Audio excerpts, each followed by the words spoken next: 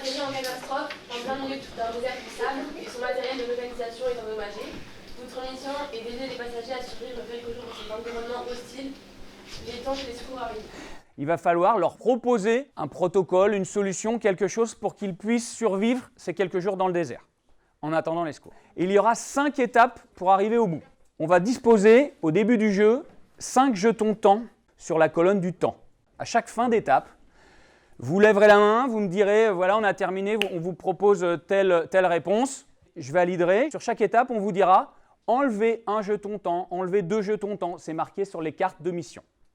Si vous ne réussissez pas la mission, malheureusement, ça ajoute des jetons temps. À la fin des 5 étapes, on regardera. Et si vous avez dépassé le repère qui dit seuil critique, ça pose problème. Vous allez avoir des cartes mission pour les remplir. On va vous dire très clairement ce qu'on attend à chaque étape. Pour réussir quand même cette mission, il y a une chose qui est commune que je vais redistribuer, mais regardez-le bien ici une fois. La liste du matériel que les rescapés récupèrent dans l'avion. Quand on est en train de résoudre des problèmes complexes, on a besoin d'aide, on a besoin d'aller chercher des ressources à l'extérieur. Ce sera à vous de vous lever, de venir chercher l'information dans les différentes boîtes qui seront à votre disposition sur le bureau ici. En amont de la mise en activité des élèves, la situation proposée nécessite un temps de présentation suffisant. Il est à la fois nécessaire de bien préciser le contexte de la situation, dans notre cas une situation de survie en milieu hostile, ainsi que l'objectif fixé, aider les survivants à se maintenir en vie jusqu'à l'arrivée des secours. Il est également important de signifier au groupe d'élèves qu'ils devront suivre des étapes imposées pour résoudre le problème complexe qui leur est proposé. Ce choix méthodologique est déterminant car il permettra aux élèves de revenir sur les grandes étapes qui favorisent d'une manière générale la résolution de problèmes complexes faisant appel à leur capacité créative. Pour finir, la préparation des documents additionnels et leur mise à disposition à des endroits bien définis conditionne la réussite de l'activité par les élèves. Il est également nécessaire de bien préciser le rôle des élèves et le rôle que tiendra le professeur durant les 3 premières étapes. Alors, on vous écoute sur la liste des menaces pour voir si on passe à l'étape 2 ou pas. Déshydratation. La déshydratation, ok, validé. Les conditions météorologiques. La chaleur, les animaux. La tempête de sable. Ça s'appelle le froid la nuit. Bon, ok, validé. Donc, validé sur l'étape 1, ça veut dire combien de jetons en moins? Je valide les 3 solutions. Donc, moins 3. Vous enlevez 3 jetons temps et vous passez à l'étape 2. Une alternance de travail en autonomie et en interaction avec le professeur est nécessaire à chaque groupe pour avancer dans les 3 premières étapes.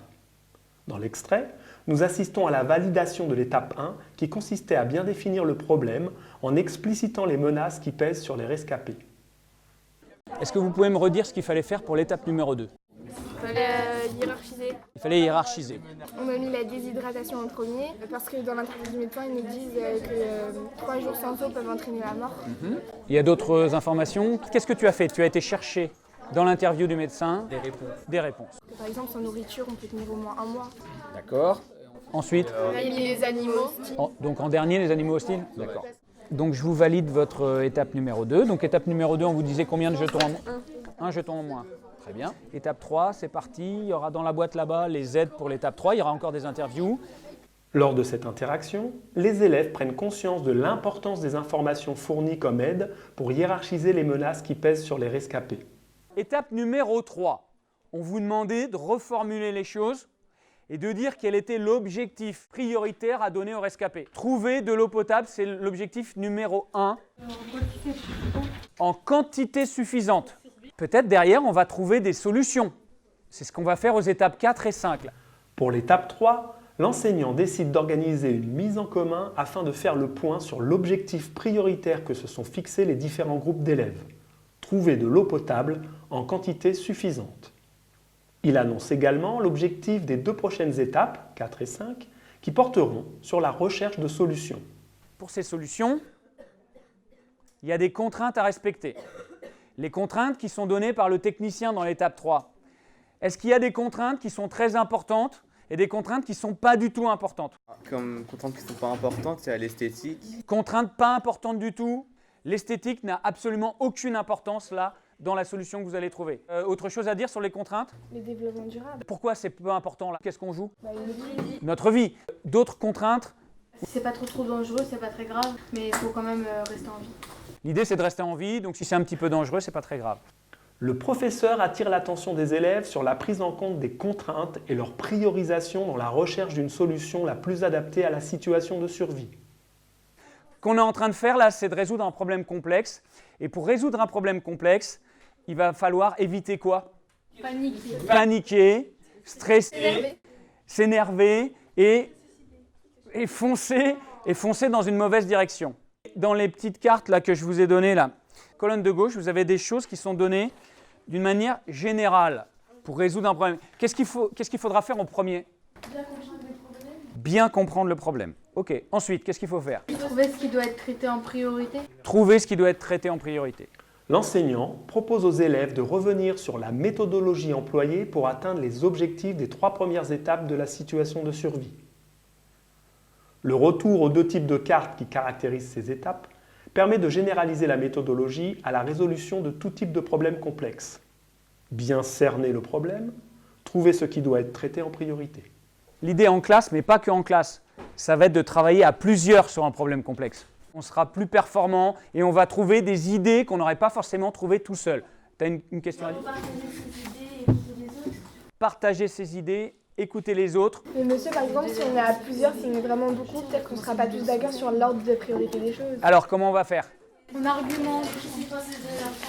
Essayer de penser du point de vue des autres. Et contre-argumenter en disant « mais moi je ne suis pas d'accord pour telle raison ». Qu'est-ce que vous avez fait à un moment donné quand vous avez eu besoin de plus d'informations? Vous avez été chercher de l'aide. À qui vous avez demandé de l'aide? Des scientifiques. Des scientifiques.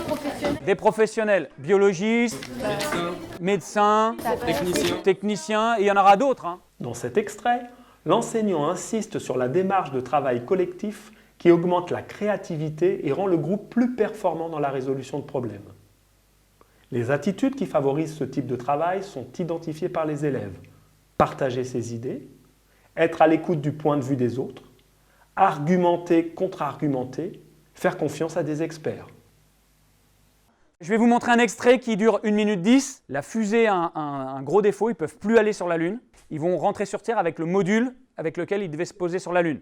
Seulement, il y a un problème, pas d'oxygène, mais de dioxyde de carbone. Donc il va falloir qu'ils trouvent une solution. Regardez bien.